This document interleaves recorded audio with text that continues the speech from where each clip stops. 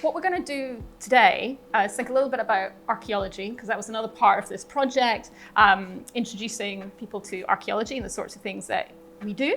I'm Alice Stevenson. I'm an archaeologist based at UCL Institute of Archaeology, and I'm working with the students today to think through how we understand objects and what the stories behind those objects might be and some of the clues. Any idea how you dig something? How do you start to tell a story about it? Oh look, what have I found? What are the clues you're looking for? Any? I guess possibly that location. Yeah. And, just like geographically, where is it? Like. So where it's found, what it's associated with, and you can do that in the field. Mm. You can do that in the lab. So we've got lots of labs here, and we can do that in the museum as well. A museum label might say collected by, and it just gives one name.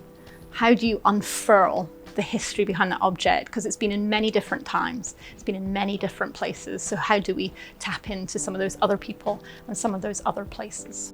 And archaeology is always teamwork. Yeah. We're thinking of that lone hero, and it's usually male, out there making the discovery, but how? Who's involved? What's the journey? And so this is one of the ideas that I want to kind of work with you today, which is this idea of the object biography. This has been a really powerful idea for museums because it's trying to get behind that collected to a longer story that involves many more people. Who's there? What stories can we find? What are the relationships? This is the key thing about archaeology, that what we want to do is we don't just find an object and go, oh, it's beautiful.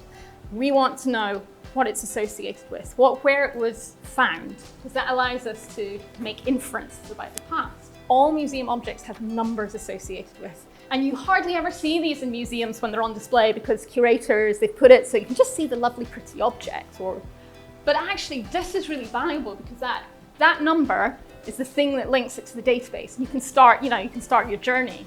It could be a date. It could be a catalogue number, it's all sorts of things. It could be an auction number, maybe this was sold.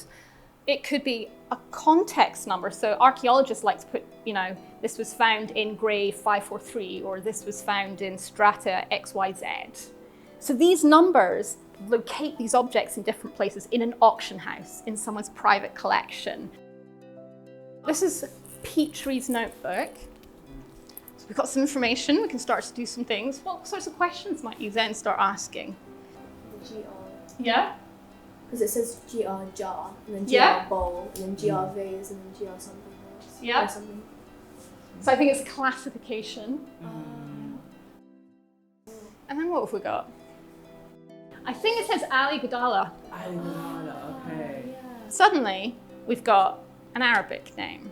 And then we can change relationships. We can change the story we tell about this object and its discovery and the people behind it, all by following the numbers and following the archival leads and finding the people behind them. So this is this sort of kind of thinking I kind of want to kind of encourage, is trying to, follow the leads, follow the numbers, think more broadly, never trust the collected by label. What else? Who else is behind that label?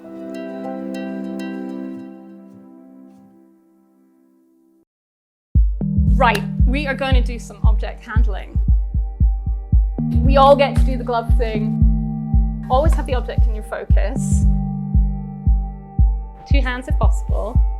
And what's really cool about this object is that we have the name of the Palestinian who excavated it.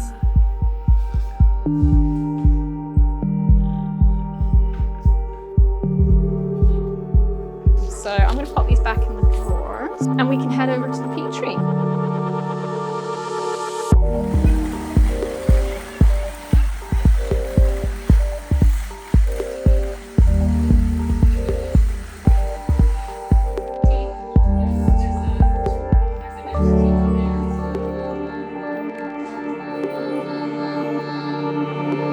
So in that first part, we looked at the ways in which objects travel. And I spent many years working with colleagues to try and look at the history of why Egyptian material is not in Egypt, but also why Egyptian collections are in London, in Japan, in Canada, New Zealand, in Ghana. And so I started some conversations with some of my Egyptian colleagues, and then they went out into their own communities to talk about, well, what would be useful? How do we want to tell these stories? We hired a guy called Nasser Jr. to produce comics, and what we did was we took collections from the UK, photographs, objects, handed them over, and then they started to create comics in response. And this is about this museum, which we're in at the moment, Petrie Museum. So you've got these multiple reference points. You've got ancient Egypt, you've got the 19th century, and then you've got modern day politics, and you can do it all. That's what's so great about comics, is you can pack that all in. I found the project really intriguing. The title said Reclaiming African Histories, and that was something that was really important to me. Myself being from Ghana and Jamaica, what I wanted to see was what we could do in terms of reclaiming our own.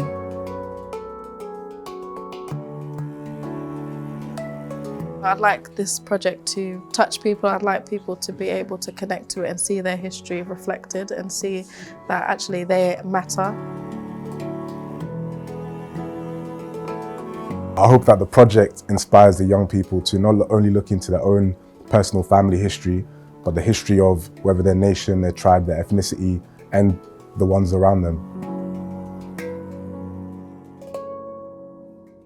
In my wildest dreams, I see the kid from the diaspora, from their home country, can finally see a future where their history is acknowledged and their ancestors are honoured. It's time to open up museums to give opportunity for other people to explore collections in ways that are relevant, meaningful to them.